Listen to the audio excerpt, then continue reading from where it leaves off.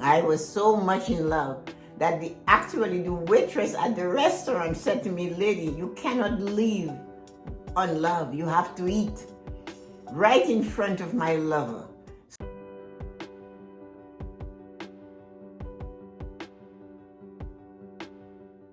You have confided to your friend that your love for your lover is dying and you are worried about it.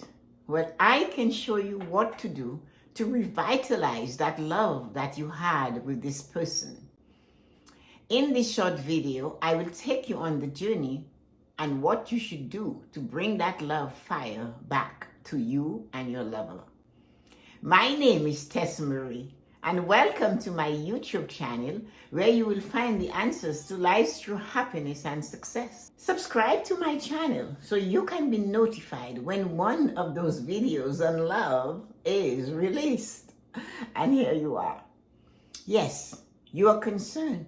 You notice you don't seem to have that attraction of love and fire that you had with this person. You notice that this is just not working for you. You're not feeling that love anymore. I get you. I understand you. The thing is, no one has ever told us that love has to be fed. No one has ever informed us that to keep the fires of love going and to make it hot, we have to feed it with something. We have to pay attention to it. We have to make sure that it gets fertilized. Well, here you go. I am going to give you 3 points on how to keep that love fire in your life hot and how to make sure that this love of yours is fertilized to the highest level. You had it. You couldn't eat when you met that person. You couldn't even think when you see them coming in the beginning of that journey of love of yours. I experienced it. I remember that I couldn't even eat. I remember this. I was so much in love that the waitress at the restaurant said to me, "Lady, you cannot leave on love. You have to eat," right in front of my lover. So you can imagine what that triggered in me. But anyway, there I was. And I realized to keep that love going, I had to work on it when we were together and we got married. Yes. After a couple years, like my friend said to me once, she said, just pick whatever you want, because after 3 or 4 years of marriage, you wouldn't care what you did. All of those things frightened me. And I said, no, I want this thing to grow. I want us to have that core. I want the love my parents shared even in their old days. I could see it. I could feel it being around them. So I had to observe. My mom always touched my father, his head. She always caressed him, and he always came and he would hug her, rest his head on her. They touched. They touched even when we were around. They just touched each other.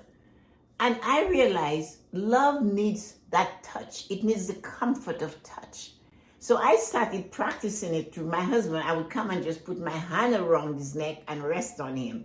And he would pat my hand, but then he started doing things like that also to me. He would touch my arm like this if I'm busy and I'm doing something. But he always connected. Then the other thing we also did was to spend time just resting with each other. Like if we were watching a show, I never sat on a chair by myself and he on the other. We were always close together. We just had that thing. It made us feel comfortable. I would stretch out my legs on him and he would caress my feet, or he would just pat my thigh or whatever. We always kept that closeness. I would write him notes. These are the things I'm saying.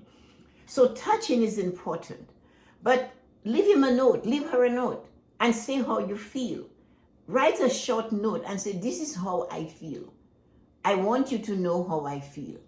And just say, "I love you, I cherish you. Thank you for being nice. Thank you for understanding when I wasn't feeling up to it." Or you can leave another note in their pocket or in the car. You can stick out there and say, "Have a great day." Or you can send a text and have it. I didn't have these things when my husband and I were together before he passed. So I had to write them. I stuck them in his lunch. I called him to say hi, have a lovely day, and things like that. Then sometimes you have the third one is to let that person know that how you feel about them. Let them know when they do something that is special. Talk to them and say, you know what, I really love having you in my life. Because of you, I feel so good. I feel so secure. I can just sit back. You do so much for me. I love the meal that you cooked today. I love that you made my tea and brought it to bed for me. Yes, these are the 3 points. Touch, write notes, keep in contact, sit close together, and then express your gratitude for what that person has done for you. So yes, these are the 3 points to keep the fire of love burning in your life. Have fun and practice them. They do work, you know. I've tried them. I've lived by them. And I still enjoy reading them and thinking of them. So have fun with that.